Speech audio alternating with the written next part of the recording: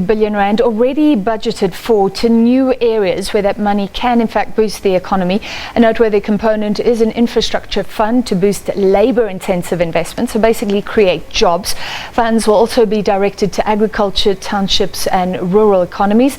To discuss, we're joined by Owen Nkomo from Inkunzi Wealth Group. What's your take? Yeah, I've got mixed feelings. About this proposal. I do wish the president the best. But I think there's a challenge in South Africa. Every third year or fourth year, we come up with something new. We haven't measured the failures of the previous, policies or attempts to improve the economy and measure or rather increase and improve unemployment numbers. And I guess that the one big thing that I wish the president could have is massive support from all people who could help him achieve the goals that he has set for himself. Firstly, in terms of raising this capital or rather reshuffling the capital around. I hope he's not going to be met with a lot of resistance, firstly, and I hope that this plan is not a deviation from the NDP.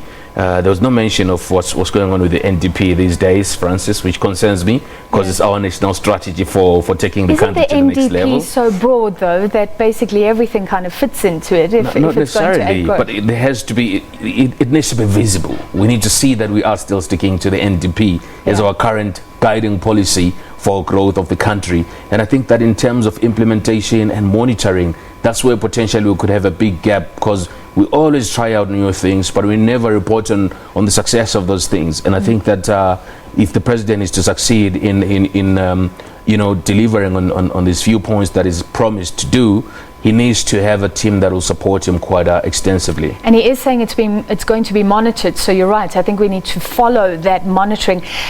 This isn't so much an injection of new money as moving money around. I guess investors will be happy with that we're not going to take on debt at all. Look, on the other side, it's a concern that we don't have the capacity to go and raise money, and it is difficult given our economy to go out and raise capital. On the other hand, it begs the question, what were we thinking when we made these allocations before to the ministries that got this cash? Did we not think that they deserved that money? Did we not think that the plans they had for themselves were worth putting on the ground and receiving 400 odd billion over the next however many years? Yeah, because we don't know who the losers are yet. Exactly, we don't. Where the money will be reprioritized from. Exactly, so we need to see the detail, when we see the budget in October. I believe that's when we should be able to make more concrete assessments of the president's pronunciations today. Otherwise, away from that, we could just be speculating. The infrastructure building, he says there's some projects basically ready to go. So this involves picking and choosing the right projects. And to me, it sounds like it should be across municipalities, provinces, national. But do we have the abilities to sort of coordinate that? It looks like very high level economic coordination, very agile. No, it definitely is. I think it's about, once again, the people on the ground and importantly, the consequences for failure to stick to the game plan.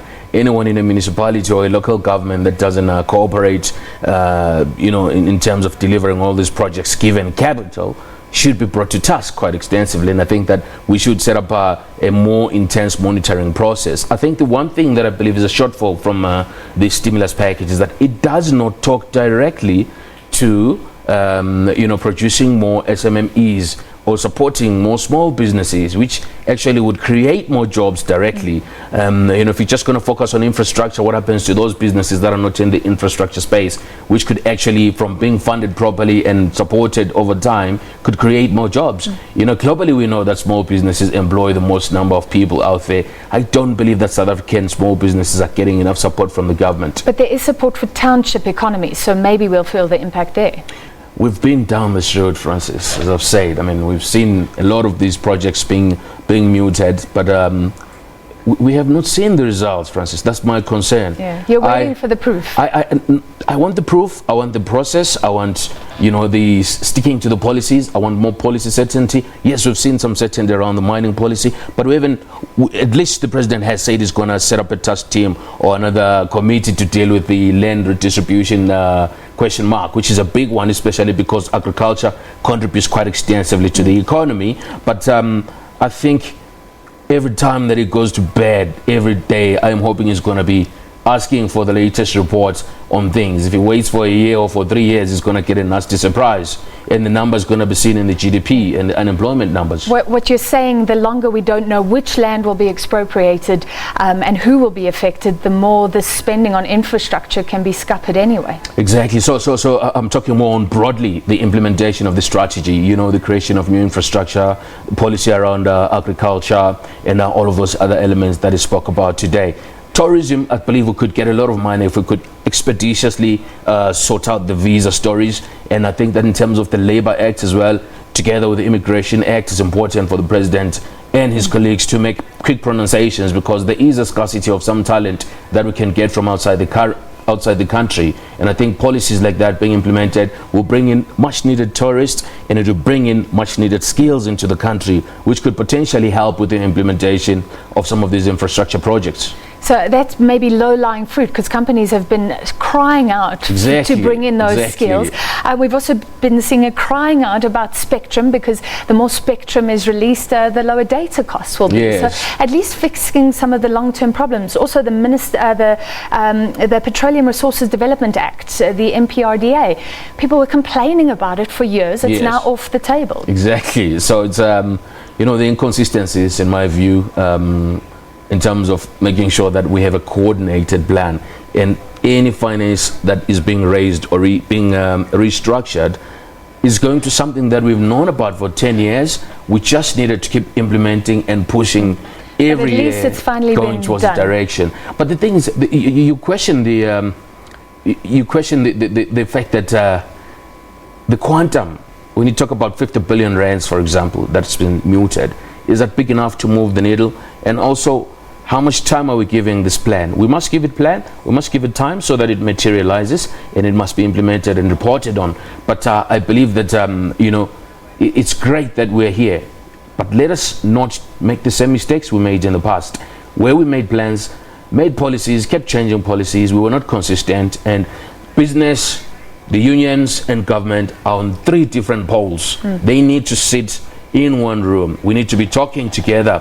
We need to be saying, business, how are you going to help the government establish a lot more jobs? This president spoke about creating millions and millions of jobs through collaborating with the private sector. We don't have a game plan at this stage. We're not told what's been happening to that conversation.